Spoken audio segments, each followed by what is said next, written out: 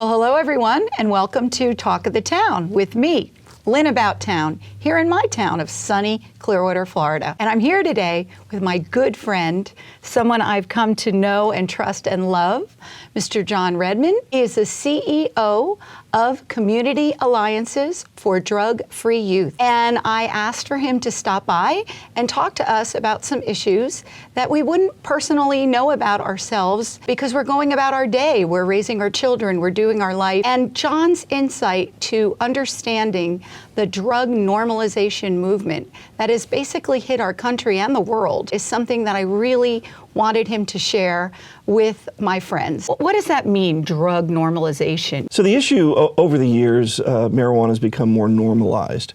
There's been a movement to suggest that, marijuana is not as harmful as other drugs, and it should be in the kind of cornucopia of the rest. And so they've been normalizing it, making it feel that marijuana is fine.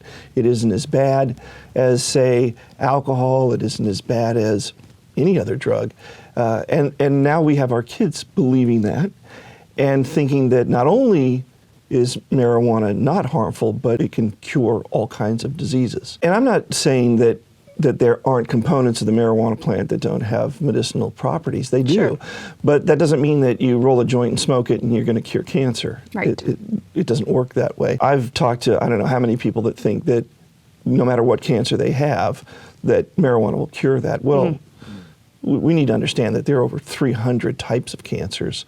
And with any ailment, any disease, there are different medications to deal with different diseases, and you're not going to be able to cure all cancers with a particular one panacea drug. Any drug. It just doesn't work that way. But when it gets to more outside of that medicinal use and becomes into recreational use, the goal has been to normalize it, make people feel that it just isn't that bad. The problem that has is that with children, when they see that normalized, they see adults using it. They think, well, if they can do it, then we can too.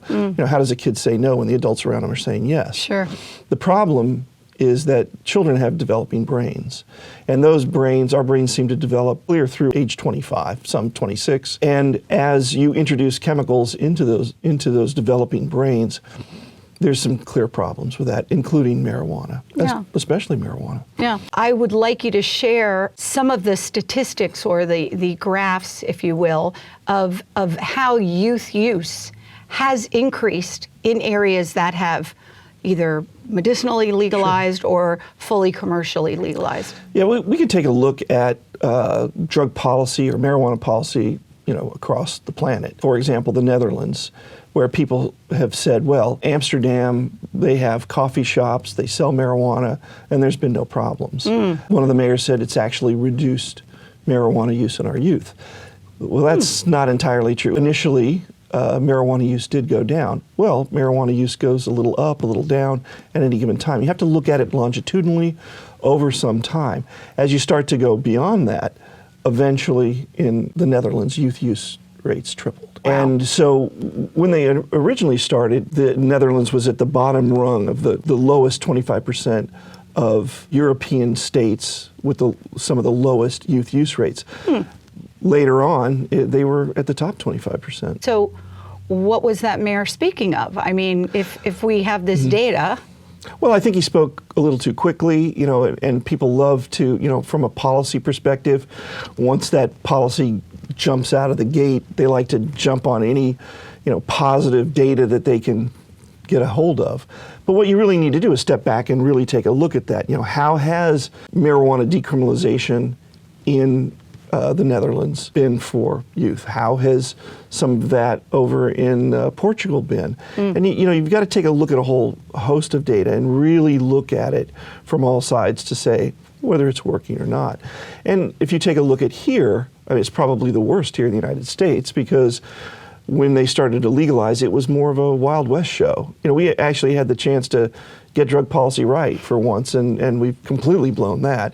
So you take a look at whether it's California or Colorado, and you look at what's changed. You take a look at those initial states that legalized marijuana for recreational use, and they have the highest use rates. I think it was 2014 when I was first getting my, feet wet in this issue. When I was first understanding this, I realized that there were, memes and certain graphics that were, just strewn all over social media, talking about this great success of how the statistics went down in terms of accidents. But then all you had to do was just literally scratch the surface. Sure. And you realized that the actual fatalities with drivers under the influence of marijuana Right. was skyrocketed. Sure. It increased, especially where recreational use was legalized. I mean, any side, they like to put out their position on it.